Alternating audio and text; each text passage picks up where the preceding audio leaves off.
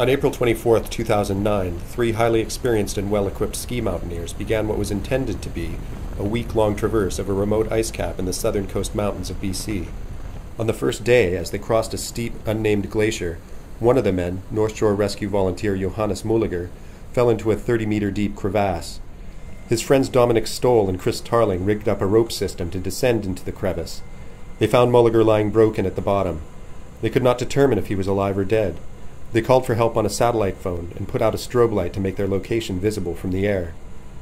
A Canadian Forces search and rescue team was dispatched in a Buffalo plane and Cormorant helicopter from the 442 Squadron base in Comox.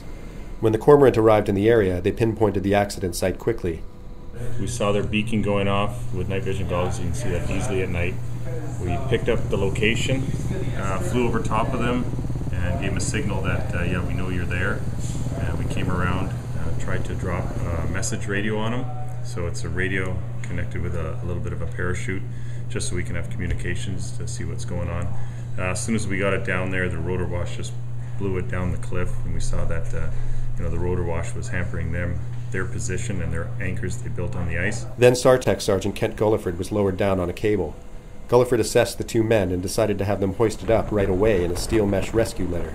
We had to get them up. They were turning hypothermic, so we hoisted both those guys up, got some heat packs on them. Next came the tricky part. With Mulliger possibly needing immediate medical care, there was little time to spare.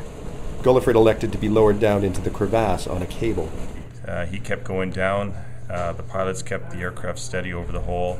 Once in a while the cable went a little bit further and cut larger chunks out of the crevasse and dropping them down onto Kent. Once at the bottom of the crevasse, Gulliford walked a few meters to Mulliger. He could not confirm if the man was alive. Gulliford clipped Mulliger's mountaineering harness to the end of the cable, pulled a sling around him, and cradled him in his arms. The two were winched up into the Cormorant. Gulliford and SAR Tech Sergeant Billy Turnus hooked Mulliger up to vital signs monitors, but detected no signs of life. Mulliger, 37 years old, was declared dead after the Cormorant crew brought him to hospital. The Cormorant crew received for this rescue the Prince Philip Helicopter Rescue Award from Britain's Guild of Air Pilots and Air Navigators.